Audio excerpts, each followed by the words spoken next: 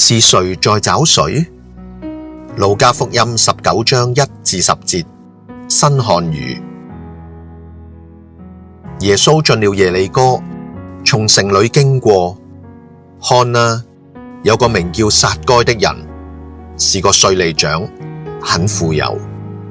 他想看看耶穌是個什麼樣的人，可是他身材矮小，在群眾當中無法看到耶穌。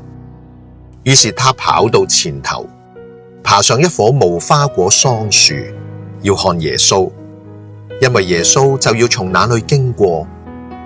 耶穌來到那地方，抬頭一看，對他說：撒該，快下來，今天我要住在你家裏。撒該連忙下來，歡歡喜喜接待耶穌。大家看見，都咕咕噥噥發怨言，說他竟然到一個罪人的家裏住宿。撒該站着對主說：主啊，請看，我要把我一半的產業送給窮人。我如果敲詐過誰，就償還他4倍。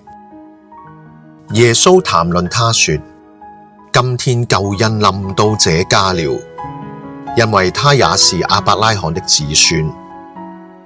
人子來，正是要尋找拯救喪亡的人。呢一段經文記載咗稅吏長撒該嘅故事。撒該有錢啦，不過佢身材矮小。當佢得知聲名遠播嘅耶穌即將路過嘅時候，佢就好渴想可以見到佢，但係佢卻因為身材矮小同埋人群擠擁而無法如願。於是佢諗到個方法，佢走到最前邊，爬上一棵耶穌必經過路旁嘅無花果桑樹上高等候。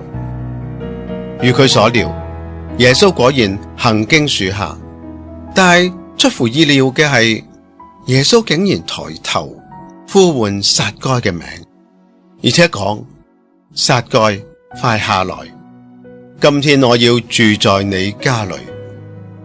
撒該嘅反應迅速而開心，佢連忙落嚟，歡歡喜喜嘅接待耶穌。唔單止係咁，佢仲企起身向主宣告話：主啊，請看，我要將我一半嘅產業送俾窮人。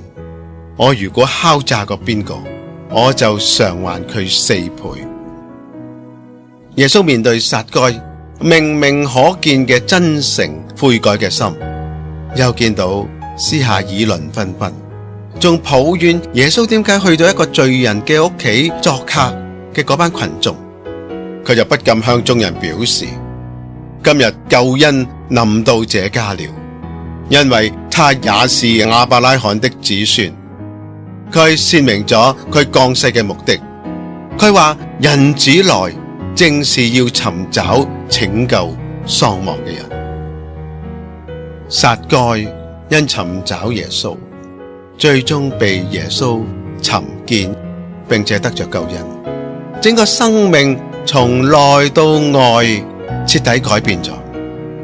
不過你細心諗下，究竟而家係邊個揾緊邊個呢？你係咪都懷住尋找神、渴望見神嘅心？神其實係咪都一早睇到你，要揾到你，而且賜你不一樣嘅生命呢？